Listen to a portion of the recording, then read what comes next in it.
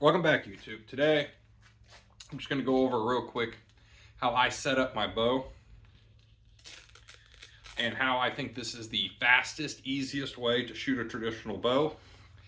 If you are a die-hard traditional guy, turn this video off. It ain't for you, because you're going to tell me how I'm cheating, and I might be. I don't care. But I like an elevated rest, and I do a fixed crawl. Now, this is illegal in competitions, but you can always figure out a way to measure off the string. But I love my fixed crawl, just like off the push. And I'm going to go over why I do what I do. So, the reason being is because I cannot shoot instinctively. Sorry, guys, I'm not as good as some people. But when I draw back, I aim, because I cannot. I've tried instinctive, and there's times where it becomes second nature. Anyone who's done traditional archery knows that you either got it or you don't with instinctive. And the more you shoot, you can kind of almost become instinctive slash split vision. But if you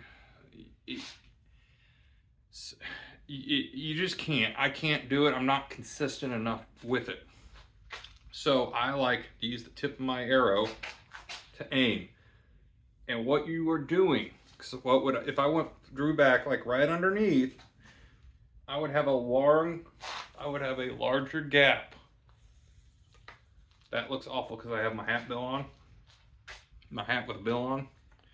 Hat bail. So I can't do this. I can't aim, or I can't just do the instinctive thing. So when I aim, if I aim with a traditional gap style of aiming with 3 under, because again, I gotta get that right under my eye. My gaps are really big, and I get bad at judging distance with it. So I like my little fixed scroll right down here, which for those who are wondering how big it is almost my finger. Almost exactly my finger underneath the nock. So I would come up, when I was playing with it, I would come up, go right here, slide down, there was my crawl. That's how I started. You can always play with it.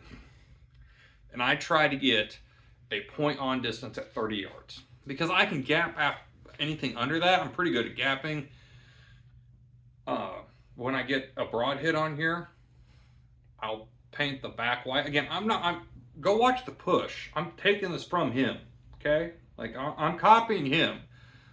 So don't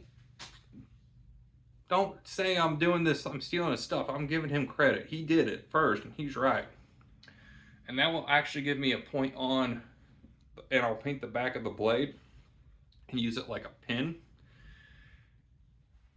And I like the elevated rest because when I draw back, it puts my hand, you can see it puts my hand more, to me, it sets the arrow up higher, so it gives the bow a little steadier hold. And this is how I do it. It is amazing how quickly I've gotten back into traditional archery and how fast and accurate I can do this. I went out and I shot this on the range this past weekend, and consistently I could hit 8s on most medium-sized game targets. There was no large game targets, and I consider large like elk, but on like deer, turkey, I'm in the 8. I'm getting better. I'm getting 10s too. A couple 12s depending on how big they are. I'm going to try to get videos of it. Really finding what arrows work. This is like I think this is a Sanlita 390 full length. It's about 500 grains, a little over 500 grains. 45-pound bow. 250 up front, so it does have significant FOC. And this bow really likes it. 4 fletch on the back, because I'm in my 4 fletch era. There you go.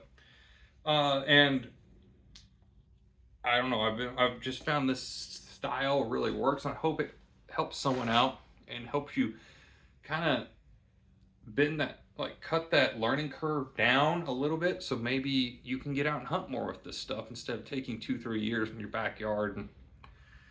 And I can shoot this thing out to 30 yards pretty quick. And I don't even have like a true bare bow setup where it's like really heavy. If I was to make this bow a little heavier, I think this, especially if I got a like heavier riser, I think I could really, really dial this bad boy in. So, but that's what I got going right now. Again, that fixed crawl, I used to think it's really bad.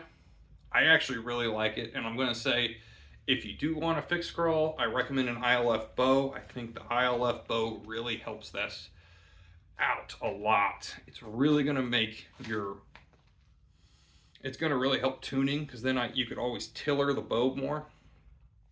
And guys, ILF stuff's not that expensive. Someone's going to say, I can buy a cheap Amazon bow for $100. You can, but you can buy an ILF now bow for like $175. So I really recommend getting the ILF bows. You don't have to get the nice carbon limbs, even though they're really nice. And it's just an awesome setup. That fixed crawl is going to help you out and keep the arrows long. That's the last thing I want to say. You want to keep this arrow as long as you can. Gives you a closer point on. That's what we're doing this for, guys. We're trying to get a close point on, so that way we're not having this huge gap.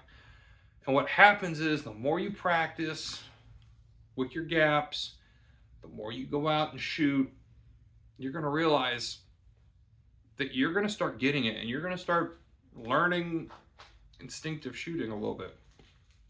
Then you're going to go, wow, this ain't that bad.